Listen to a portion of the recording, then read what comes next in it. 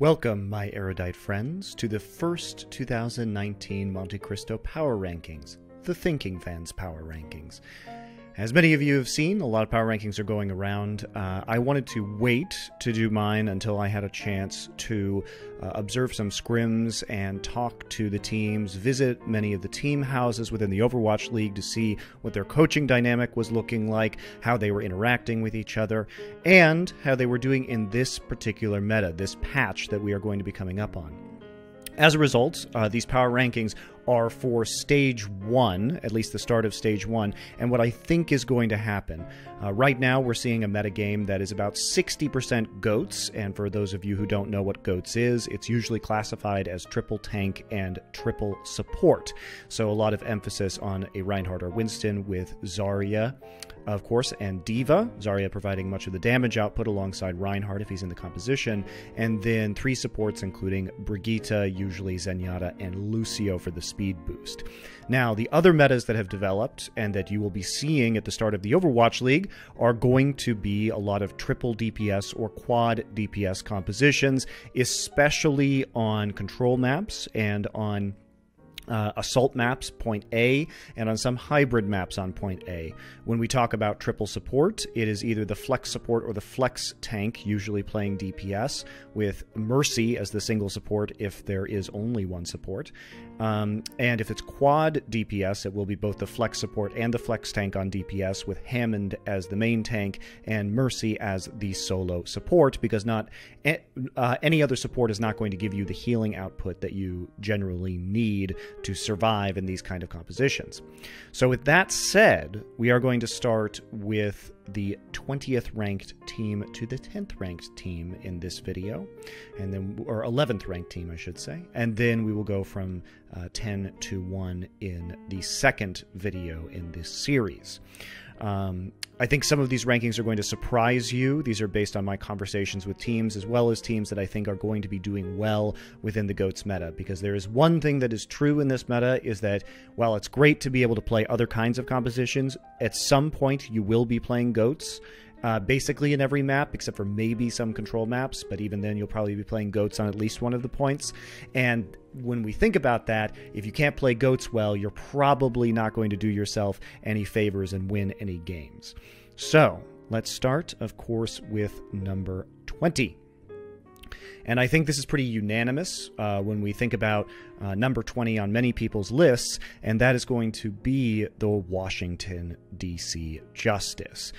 This team really, I think, has a pretty underwhelming roster, taking Janice, of course, as well as Guido, cast off from the Seoul Dynasty.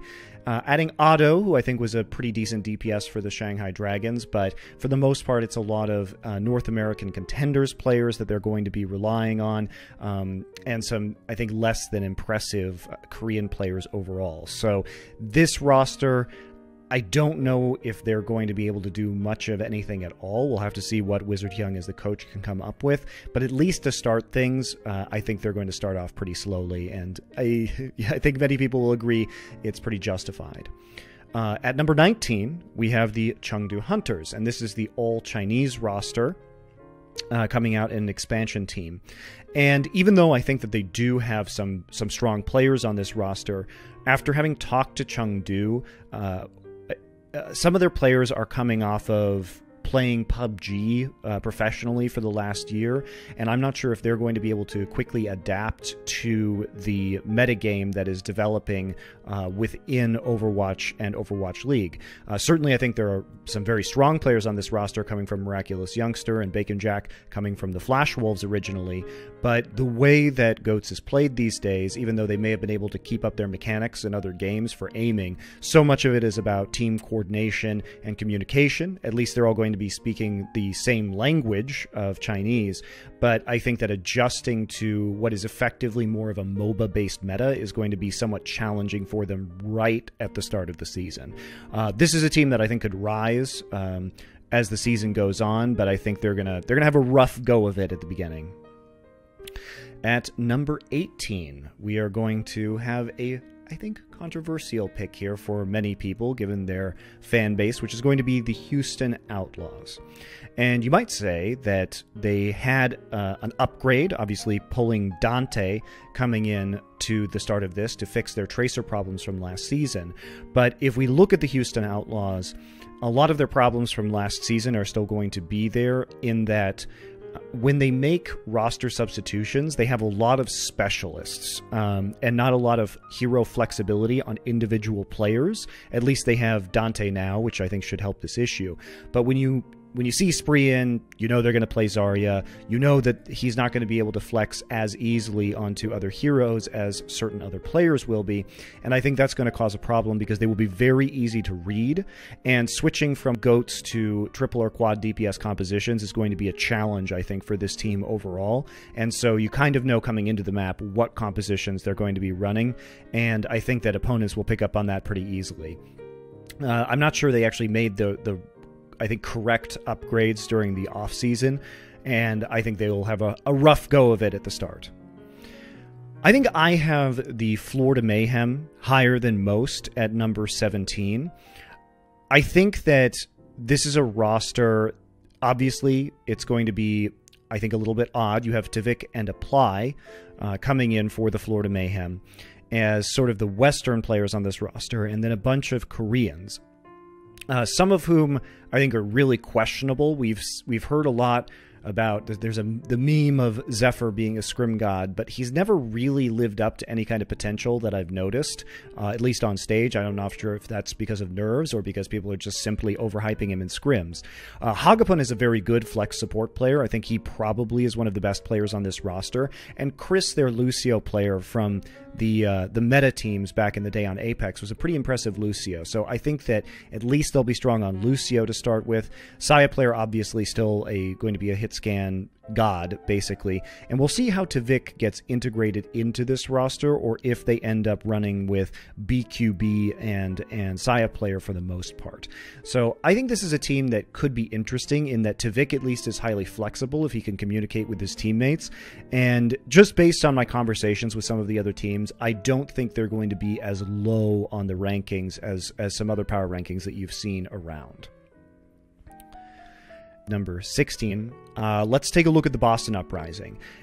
And I don't want to be the one to underestimate Boston again. I think that Huck has shown that they're very good at identifying up-and-coming talents and sort of finding those diamonds in the rough.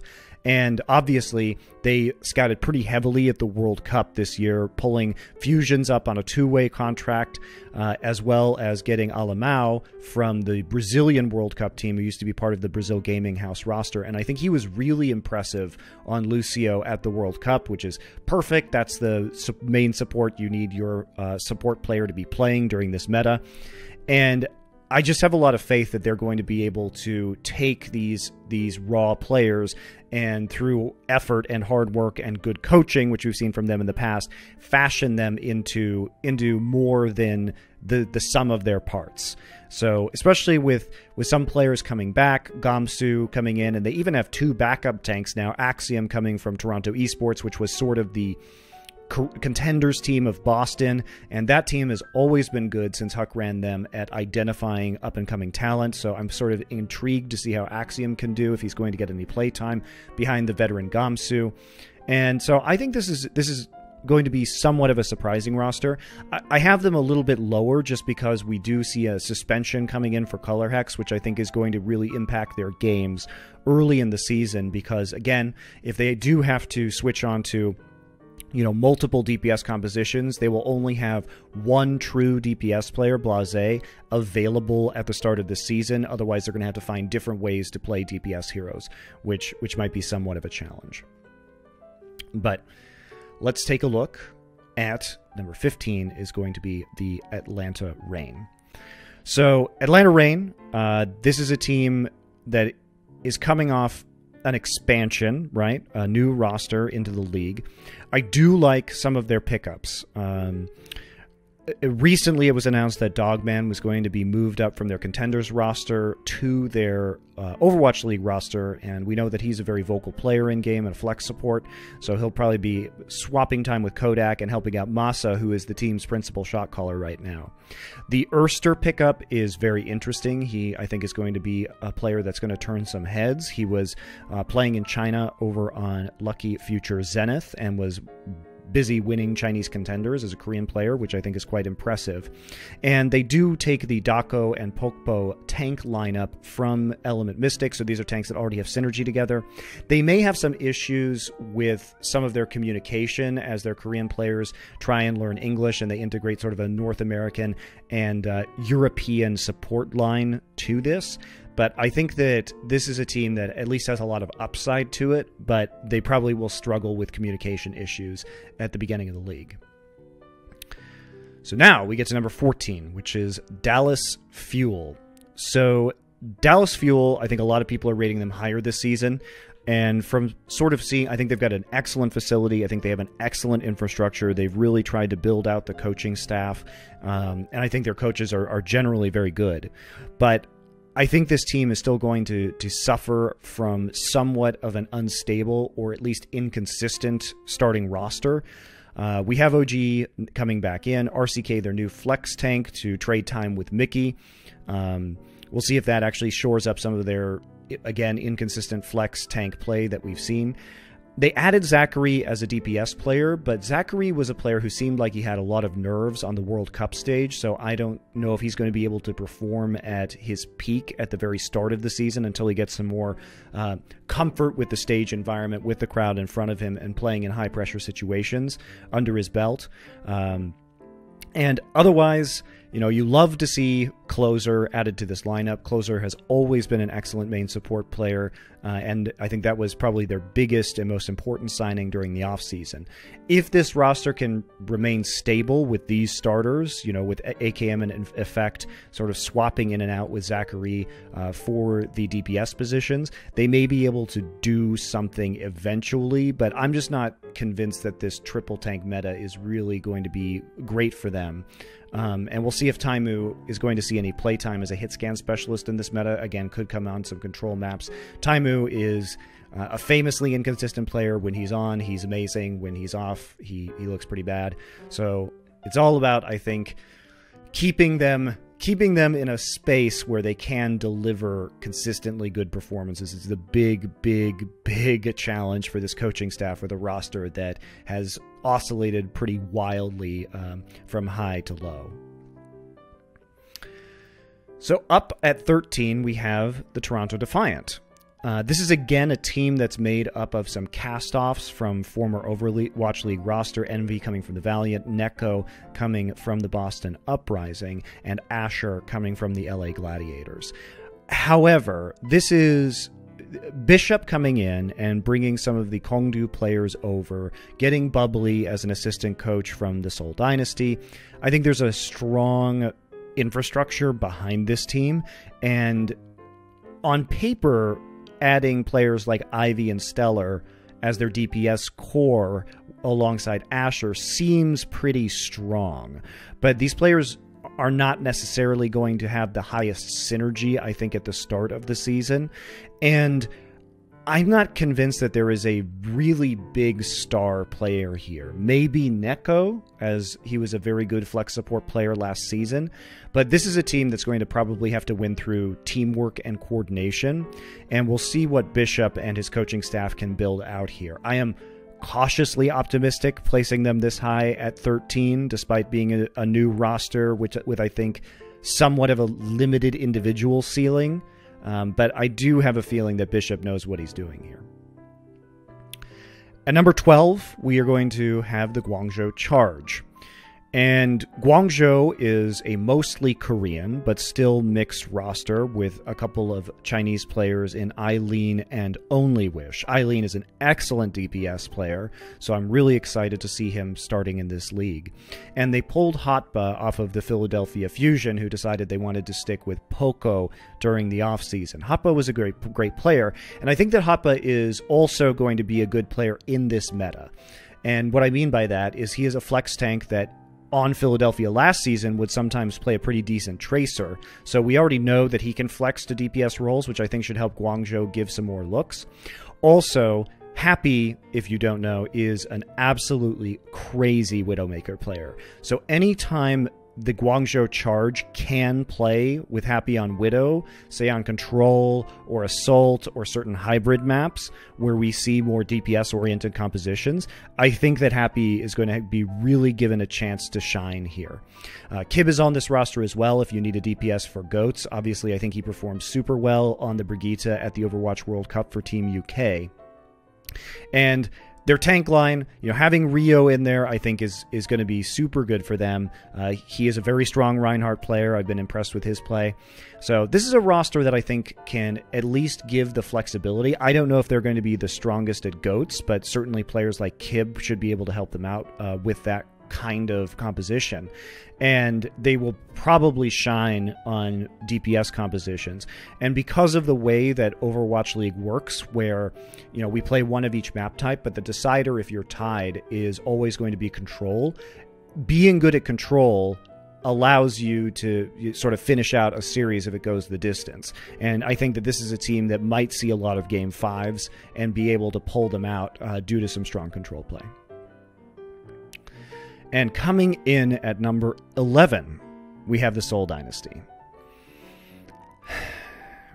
This is a team that definitely, I think, made some roster upgrades. We look at Jexay coming in, we look at Fissure coming in, and last season their two biggest points of need were definitely main tank and main support, which was surprising considering they have legacy skill players like Toby and Miro, or had Miro. They still have Toby in those positions.